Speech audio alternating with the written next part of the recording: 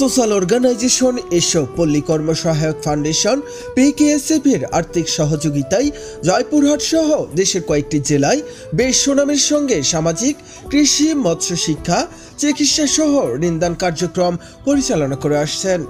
এসো একটি আর্থসামাজিক উন্নয়ন সংস্থা যার সমন্বিত সমৃদ্ধি কর্মসূচির আওতায় বার্ষিক ক্রীড়া ও সাংস্কৃতিক প্রতিযোগিতা 2025 আলমপুর ইউনিয়ন কেতলাল জয়পুরহাটে অনুষ্ঠিত হয়েছে। দিনব্যাপী মোট 19টি ইভেন্টে 4 শতাধিক প্রতিযোগী অংশগ্রহণ করেন। উপজেলার 21টি স্কুলের শিক্ষার্থীদের নিয়ে আকলা, শিবপুর, শ্যামপুর দ্বিমুখী উচ্চ বিদ্যালয় মাঠে এ প্রতিযোগিতার আয়োজন করা হয়েছে।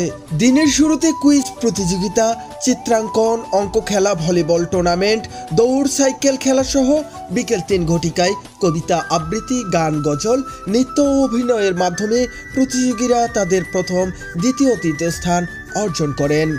এ সময় আনন্দে উচ্ছ্বসিত হন প্রতিযোগিতায় অংশগ্রহণকারীরা। উচ্চ বিদ্যালয়ের ছাত্রী, আমরা অংশগ্রহণ করছি ভলিবল কর্মসূচি থেকে। আমাদের অংশগ্রহণ করে অনেক ভালো লাগছে অংশগ্রহণ করে।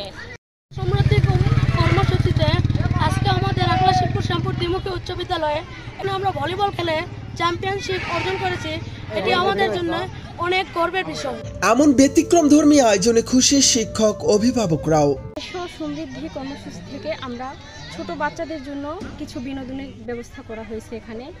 আর আমরা আসছি এখানে ছোট বাচ্চাদের খেলাধুলা, নাচ, গান, কবিতা আবৃত্তি, গজল সব কিছু করার জন্য। স্কুলের বাচ্চাদের একটা অভিভাবক এখানে এই অনুষ্ঠানে আসে আমাদের অনেক ভালো লাগলো।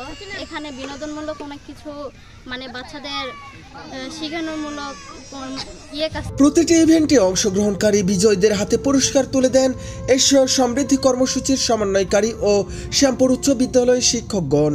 বার্ষিক ক্রীড়া ও সাংস্কৃতিক প্রতিযোগিতায় উপস্থিত ছিলেন শ্যামপুর উচ্চ বিদ্যালয়ের প্রধান শিক্ষক মোহাম্মদ আজিজুল ইসলাম জর্দার, ক্রীড়া শিক্ষক গোলাম মোস্তফা, সমৃদ্ধি কর্মসূচির সমন্বয়কারী আলী আজম, ইউসুফ আলী, তহিন হোসেন, ফুলদিঘি শাখার সহকারী শাখা ব্যবস্থাপক ইউসুফ আলী, অভিভাবক, ছাত্র ছাত্রীবৃন্দ।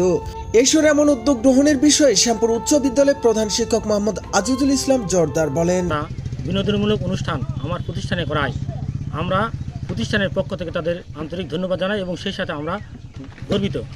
আজকে অত্র বিদ্যালয়ে আয়োজনে আমার মনে হয় এলাকাবাসী খুবই উপকৃত এবং আনন্দিত হয়েছে। ব্যতিক্রমধর্মী আয়োজনের মধ্য দিয়ে আলমপুর ইউনিয়নবাসীকে কি মেসেজ দিতে যাচ্ছেন এমন প্রশ্নে সমন্বয়কারী আলী আজম বলেন, আমাদের 18টি শিক্ষা কেন্দ্র, যুব ক্লাব, কৈশোর ক্লাব, প্রবীণ ক্লাব সকলকে নিয়ে আমাদের বাৎসরিক যে সাংস্কৃতিক প্রতিযোগিতা অনুষ্ঠিত হয় এখানে আমরা সেটা করলাম আজকে।